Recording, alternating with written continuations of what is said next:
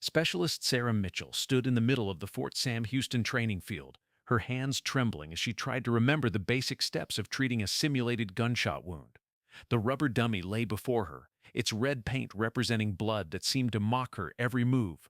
Around her, other trainees moved with confidence, their hands steady and their movements precise. Which city are you watching from? Share it in the comments. Maybe someone else from your city is here too. And remember, if you believe heroes appear in the most unexpected ways, hit subscribe and give this video a like. Specialist Mitchell, called out Sergeant First Class Rodriguez, her voice carrying across the field. What's taking so long? This is basic stuff. Sarah's face flushed with embarrassment as she fumbled with the bandages. Her mind was blank, her training seemingly evaporated. The other trainees were watching now, some with concern, others with barely concealed amusement. This was supposed to be her element, her specialty, but she was failing spectacularly. Ma'am, I'm having trouble remembering the procedure, Sarah admitted, her voice barely above a whisper. Sergeant Rodriguez walked over, her expression a mix of frustration and disappointment. Specialist, you've been here for 3 weeks and you're still making rookie mistakes. How do you expect to save lives in the field if you can't handle a simple training exercise? The truth was, Sarah Mitchell was not who she appeared to be. Her service record showed a basic medical training background, a few years of garrison duty, and a transfer to Fort Sam Houston for advanced combat medic training. But that record was a carefully constructed fiction, designed to hide a past that the Army had decided was too politically sensitive to acknowledge. Sarah Mitchell was actually one of the most decorated combat medics in recent military history. She had served 4 tours in Iraq, leading forward surgical teams in some of the most dangerous combat zones. She had saved over 50 critically wounded soldiers under enemy fire, earning a Combat Action Badge, an Army Commendation Medal with Valor, and a Purple Heart. But her most significant achievement, the one that had forced her into hiding, was being the first female medic to lead a successful rescue operation behind enemy lines. The operation had taken place in Fallujah during her 3rd tour. Her team had been called to extract a wounded Special Forces operator who had been pinned down by enemy fire. The mission was supposed to be impossible. The wounded soldier was trapped in a building surrounded by insurgents, and the area was too hot for helicopter extraction. Sarah had volunteered to lead the rescue mission herself. She had spent 3 days planning the operation, studying the enemy positions, and coordinating with available air support. When the time came, she had led her team through enemy lines under cover of darkness, treating the wounded soldier on the spot, and then fighting their way back to friendly lines. The mission had been a complete success, but it had also exposed a problem that the Army wasn't ready to face. Sarah Mitchell had proven that women could perform at the highest levels of combat medicine, even in the most dangerous situations. But instead of being celebrated for her achievements, she had been quietly reassigned, and her record had been sanitized. The official explanation was that her presence in combat zones had been a mistake, a bureaucratic error that had allowed a woman to serve in a role that was technically forbidden to her gender. The truth was more complicated. Sarah Mitchell had been too successful, too visible, and her continued presence in combat zones had threatened the delicate political balance that kept women out of direct combat roles. So she had been sent to Fort Sam Houston, given a new identity, and told to keep her mouth shut. She was supposed to be just another trainee, learning skills that she had already mastered years ago. But the training was designed for people who had never seen real combat, and Sarah found herself struggling to remember the artificial procedures that had been drilled into her during basic training. The real Sarah Mitchell would have known exactly what to do with that simulated wound. She would have assessed the injury, applied the appropriate treatment, and moved on to the next casualty without hesitation. But the Sarah Mitchell who was supposed to be here, the one with the sanitized record, was supposed to be learning these skills for the first time. Specialist Mitchell, Sergeant Rodriguez said again, her patience clearly wearing thin. I need you to demonstrate proper wound packing technique, right now. Sarah took a deep breath and tried to focus. She had to remember what she was supposed to know, not what she actually knew. She had to be the person her record said she was, not the person she really was. Ma'am, I understand the theory, Sarah said, trying to sound confident, but I'm having trouble with the practical application. Sergeant Rodriguez's expression softened slightly. I understand this can be overwhelming, Specialist, but you need to push through it. In combat, you won't have time to think. You'll need to act on instinct. If only you knew, Sarah thought. Her instincts were honed by years of real combat experience, but she couldn't use them here. She had to pretend to be learning skills that were second nature to her. The training continued throughout the day, with Sarah struggling through each exercise. She was supposed to be learning how to start IVs, how to apply tourniquets, how to treat various types of wounds. But every time she tried to perform these tasks, her real training took over, and she had to force herself to make the mistakes that a rookie would make. It was exhausting, both physically and mentally. Sarah was constantly fighting against her own instincts, trying to remember to do things the wrong way. She had to remind herself to hesitate, to second-guess herself, to ask for help when she knew exactly what to do. By the end of the day, Sarah was physically and emotionally drained. She had spent hours pretending to be incompetent at tasks that she had mastered years ago. She had watched other trainees struggle with procedures that she could perform in her sleep, and she had been unable to help them. As she walked back to her barracks that evening, Sarah couldn't help but wonder how long she could keep this up. How long could she pretend to be someone she wasn't? How long could she watch people struggle with problems that she could solve in seconds? The answer came the next morning, during a mass casualty training exercise. The scenario involved a simulated IED attack that had left multiple soldiers wounded. Sarah was assigned to treat a soldier with a simulated abdominal wound, and she was supposed to struggle with the basic procedures. But as she approached the wounded soldier, something in her snapped. She couldn't watch this person suffer, even in simulation, when she knew exactly how to help them. Her training took over, and she began treating the wound with the skill and confidence of a seasoned combat medic. "Specialist Mitchell," Sergeant Rodriguez called out, her voice sharp with surprise. "What are you doing?" Sarah looked up, realizing that she had slipped into her real persona. She had been treating the wound with the precision and speed of someone who had done this hundreds of times in real combat. She had been moving with the confidence of someone who had saved lives under enemy fire. I'm treating the wound, ma'am," Sarah said, trying to sound uncertain. Sergeant Rodriguez walked over, her eyes narrowing as she watched Sarah work. "You're moving too fast, Specialist. You're supposed to be learning these procedures, not performing them like a veteran." Sarah forced herself to slow down, to make the mistakes that were expected of her. But it was too late. Sergeant Rodriguez had seen something in her movements, something that didn't match her supposed experience level. The next day, Sarah was called into Sergeant Rodriguez's office. The older woman was sitting behind her desk, a file open in front of her. Sarah could see that it was her service record, but she knew it was the sanitized version. "Specialist Mitchell," Sergeant Rodriguez said, her voice serious. "I've been reviewing your file and I have some concerns." Sarah's heart began to race. Had she been discovered? Had someone recognized her from her previous assignments? "Your movements yesterday, during the mass casualty exercise," Sergeant Rodriguez continued. "They were too precise, too confident. You moved like someone who had done this before, many times." Sarah tried to keep her expression neutral. "Ma'am, I've been studying the procedures very carefully. I want to be the best medic I can be." Sergeant Rodriguez nodded slowly. "I understand that, Specialist. But there's something else. Yesterday, when you were treating that abdominal wound, you used a technique that's not taught in basic training. It's an advanced procedure, one that's only taught to experienced combat medics." Sarah felt a cold sweat break out on her forehead. She had used a technique that she had learned during her second tour in Iraq, a technique that had saved the life of a soldier who had been wounded by an RPG. She had used it without thinking, her training taking over completely. "Ma'am, I don't know what you're talking about," Sarah said, trying to sound confused. "I was just following the procedures I learned in class." Sergeant Rodriguez leaned back in her chair, studying Sarah carefully. "Specialist Mitchell, I've been training combat medics for 15 years. I know what a rookie looks like, and you don't look like a rookie. You move like someone who has been in combat, who has treated real wounds under real pressure." Sarah's mind was racing. She had to think of something, some explanation that would satisfy Sergeant Rodriguez without revealing her true identity. "Ma'am, I have a photographic memory. I can remember procedures after seeing them once. Maybe that's why I seem more confident than I should be." Sergeant Rodriguez's expression didn't change. "A photographic memory might explain your knowledge of procedures, Specialist, but it doesn't explain your confidence under pressure, your ability to make split-second decisions, or your instinctive understanding of combat medicine." Sarah was running out of options. Sergeant Rodriguez was too experienced, too observant.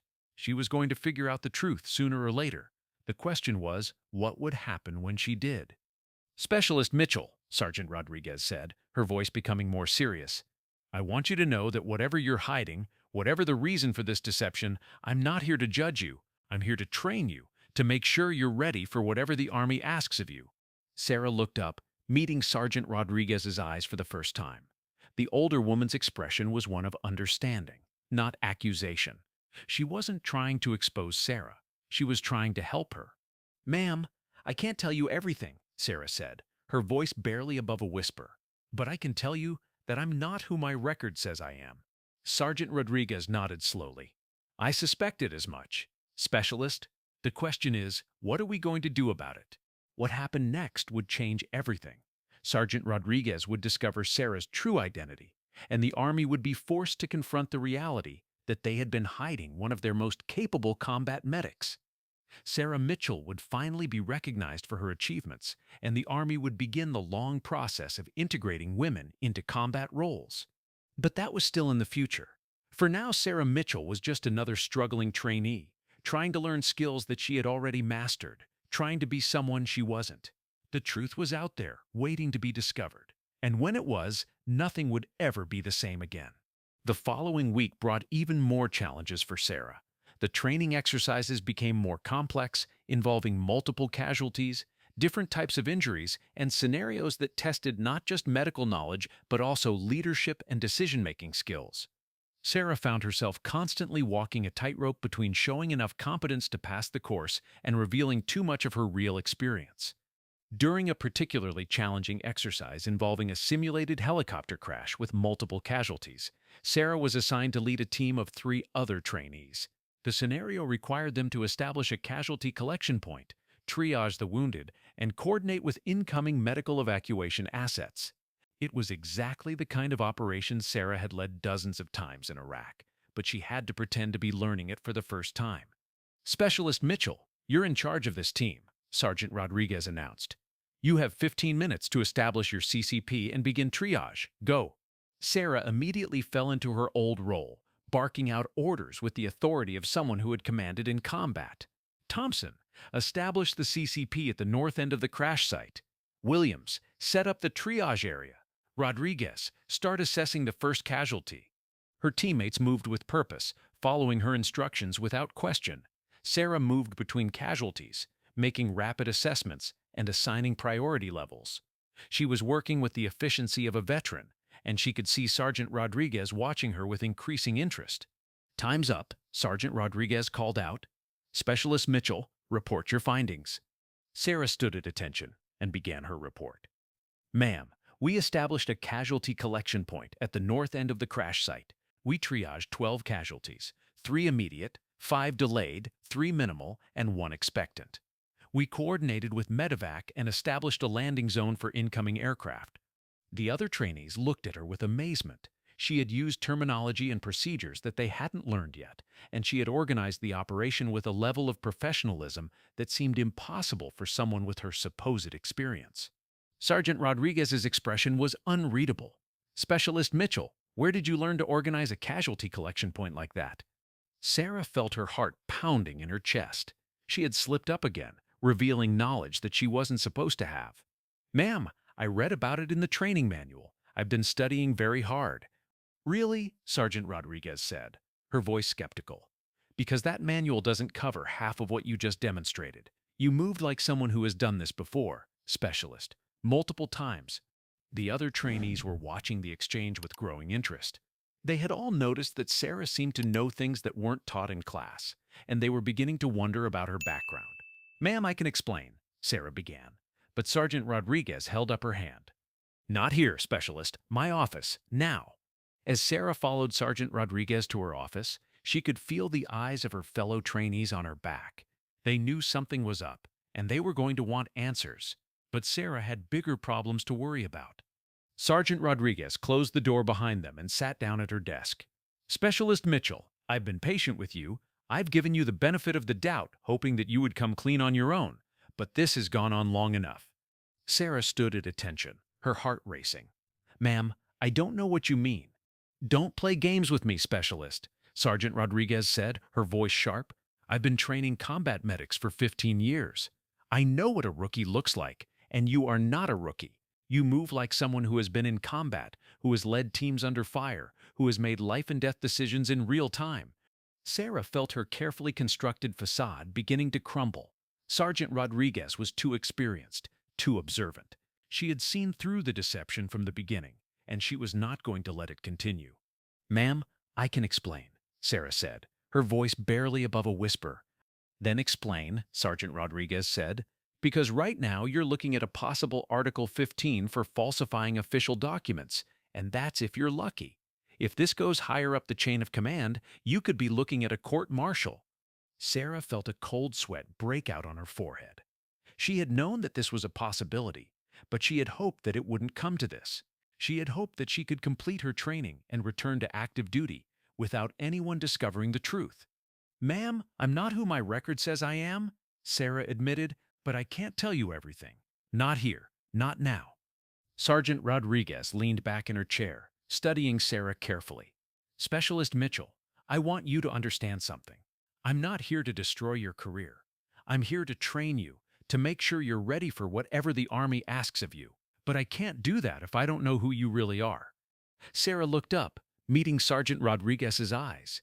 The older woman's expression was one of concern, not anger. She wasn't trying to expose Sarah. She was trying to help her. "Ma'am, I have a classified service record," Sarah said, choosing her words carefully. "I can't discuss the details, but I can tell you that I'm not a rookie. I have combat experience, and I have the training and skills to prove it." Sergeant Rodriguez nodded slowly. "I suspected as much, Specialist. The question is, what are we going to do about it?" What happened next would change everything. Sergeant Rodriguez would help Sarah navigate the bureaucratic maze that had hidden her true identity, and together they would force the Army to confront the reality that they had been hiding one of their most capable combat medics. Sarah Mitchell would finally be recognized for her achievements, and the Army would begin the long process of integrating women into combat roles. But that was still in the future. For now, Sarah Mitchell was standing in Sergeant Rodriguez's office, her carefully constructed world beginning to unravel around her.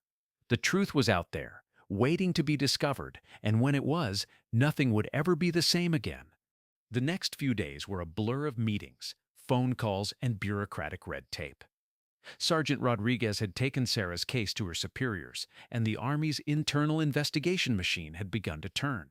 Sarah found herself sitting in conference rooms with officers whose rank and authority far exceeded her own, explaining over and over again why she had been forced to hide her true identity.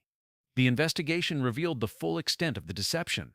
Sarah Mitchell's real service record showed 4 combat tours in Iraq, leadership of multiple forward surgical teams, and decorations that included a Combat Action Badge, an Army Commendation Medal with Valor, and a Purple Heart. But more importantly, it showed that she had been one of the most effective combat medics in the entire theater of operations. The Army's response was swift and decisive. Sarah Mitchell was immediately promoted to Sergeant First Class and reassigned to a position that matched her actual experience and capabilities. She was given command of an advanced combat medic training team, where she could use her real knowledge to train the next generation of combat medics. But the real impact of Sarah Mitchell's story went far beyond her personal career. Her case had exposed a fundamental flaw in the Army's policy regarding women in combat roles. The Army had been hiding some of its most capable soldiers simply because of their gender, and Sarah Mitchell's story had forced them to confront that reality. Within months of her case being resolved, the Army began the process of officially integrating women into combat roles. The policy change was announced with great fanfare, and Sarah Mitchell was invited to the Pentagon to witness the signing of the new regulations. As she stood in the Pentagon that day, watching the Secretary of Defense sign the documents that would change the Army forever, Sarah Mitchell couldn't help but think about all the other women who had been forced to hide their achievements, all the other soldiers whose contributions had gone unrecognized because of outdated policies and political considerations. Her story had been about more than just one soldier's struggle for recognition. It had been about the fundamental right of every soldier to be judged by their abilities and achievements, not by their gender. It had been about the Army's responsibility to recognize and utilize the talents of all its soldiers, regardless of who they were or where they came from. Sarah Mitchell's journey from struggling trainee to recognized combat veteran had been long and difficult, but it had also been necessary. Sometimes the truth had to be forced into the light, even when it was uncomfortable or inconvenient. Sometimes the system had to be challenged, even when it seemed too powerful to change. The Army was better for having been forced to confront the reality of Sarah Mitchell's service, and Sarah Mitchell was better for having been forced to fight for the recognition she deserved. The truth had set her free, and in doing so, it had set the Army free as well. As Sarah Mitchell walked out of the Pentagon that day, she knew that her story was far from over. There would be other women following in her footsteps, other soldiers whose achievements would finally be recognized. The Army was changing, and Sarah Mitchell had been one of the catalysts for that change. But for now, she was content to return to her new assignment, to use her hard-won knowledge and experience to train the next generation of combat medics. She had proven that women could serve at the highest levels of combat medicine, and now she had the opportunity to ensure that other women would never have to hide their achievements again. The truth had been worth fighting for, and Sarah Mitchell had won her fight. The Army had been forced to acknowledge her service, and in doing so it had been forced to acknowledge the service of all women who had been willing to put their lives on the line for their country. Sarah Mitchell's story was a testament to the power of perseverance, to the importance of standing up for what was right, even when the odds seemed impossible. It was a story that would inspire other women to follow in her footsteps, to demand the recognition they deserved for their service and sacrifice. The Army would never be the same again, and that was exactly as it should be.